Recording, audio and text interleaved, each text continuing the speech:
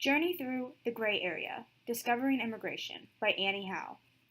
I named this presentation Journey Through the Gray Area because there is no real solution to immigration that will leave everyone happy. Many cultures and lives are being affected by the mass shift of people from the south to the north. Each person that we talked to during this trip has had their own experience with migration, and each person has had their own opinion on the problem.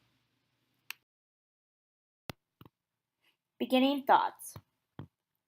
My beginning thoughts were that I did not want to leave the safety of my home and go to Arizona for a class trip that Carroll University was forcing me to do. I only knew one person in the beginning of this trip and was not looking forward to living with complete strangers. I felt like the class had not really prepared me for this immersion into culture. When I was asked what I was expecting to learn from this trip, I had no idea what to say. I began with the simple fact that I wanted to find the solution to immigration by the end of this trip. In the beginning of the trip, I wanted to also know the difference between the Wisconsin culture and the Arizona culture and the different opinions on immigration. A question our teacher asked us in the beginning of this trip was, what are we going to learn about this week? When we arrived at Borderlinks, we met our delegation leaders, Patricia and Kathy. We stayed in a big room with cubicles set up around the whole room. My roommates were two sorority girls who had already knew each other from Carroll. It was interesting to learn how different sorority life is from mine, even at the same college. It left me to wonder how different the Arizona life is compared to Wisconsin life. First day reflection. I was not expecting the intense focus on how words affected other people. I knew that the word, quote, alien was highly frowned upon, but I did not think, quote, illegal immigrant was so bad. When I was at the library, I was told by one of the delegation leaders not to say illegal immigrant because, quote, migrants feel like they are not even people when you use the word illegal immigrant, end quote.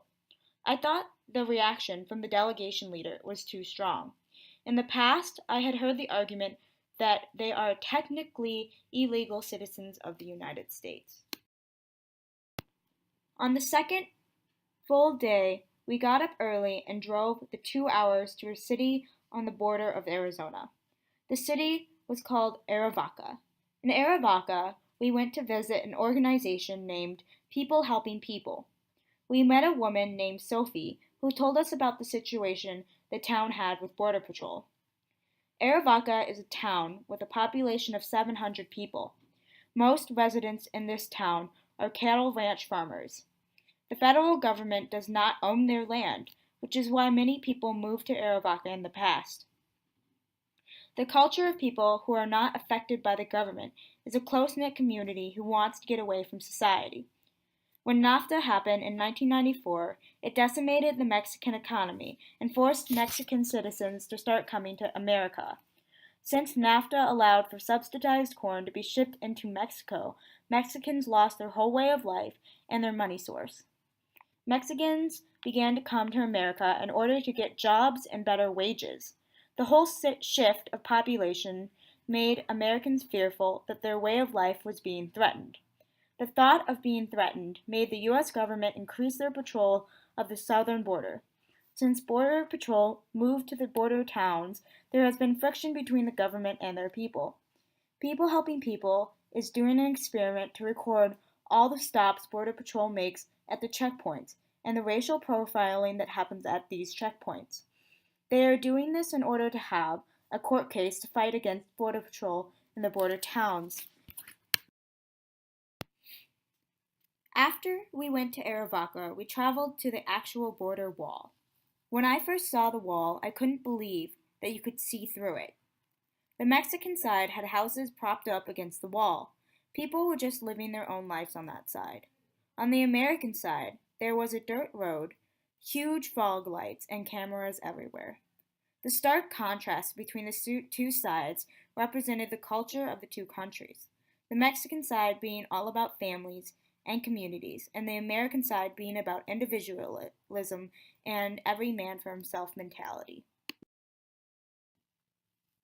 After going to the wall, we packed up and went to Greenville Valley. It was here we met Ed. Ed had lived in Arizona since the 2000s. He has been trying to help migrants who travel to Arizona. He took us on a tour of the desert. It was amazing. There were so many dangers in the desert. Besides the threat of starvation and dehydration, there was also the threat of plants pricking you and the soles of your shoes wearing out when you walk the desert. After getting back to Border Links, I was amazed about how differently the two border towns reacted to Border Patrol. In Arivaca, the residents did not want Border Patrol to be there. They felt like the government was not supposed to be in their city. This feeling was brought about because people moved to Arivaca in the past to get away from the government. The invasion of all the censorship, the cameras, and the agents made for a very tense relationship. However, Greenville Valley was a retirement community. Many residents were retired United States veterans. They understood that the Border Patrol agents were just doing their job. During the third full day in Arizona, we traveled to a church named St. Andrew's Episcopal Church. It was there that we met Isabella Garcia, a longtime lawyer for the state of Arizona. She began by stating that we need to tell our children about all the devastating things that America has done to the other communities. She said that we cannot pretend the bad events did not happen within American history. If we do that, then we are destined to repeat past mistakes. She also said that in the past there was a department order of 1960 that told major companies that they did not have to count Mexican workers in their taxes. Since then, Americans have wanted Mexican workers to come and work for them. Since they did this, there was an influx of Mexican workers coming to the United States. When the American economy collapsed, people blamed the Mexican workers. Since the NAFTA trade agreement happened, the United States government had made coming into this country illegal. When a Mexican is caught coming into this country, they must go through Operation Streamline. This is a fast-paced court system that deals out sentences in 3 days or less. Third day reflection. After going in person to see Operation Streamline, I found it strange that the judge always said that she wanted to hear what the migrants had to say, but when some of them tried to speak, she cut them off and kept going with the trial. I was later told that even with the sad stories the migrants told, the judge could not do anything about it. The amount of days each migrant was sentenced to was decided by a judge that was not even part of the trial. I was sad that the American court system did not want to acknowledge the reasons why the migrants came to America. They just wanted to keep a subjective opinion and then move on to the next case.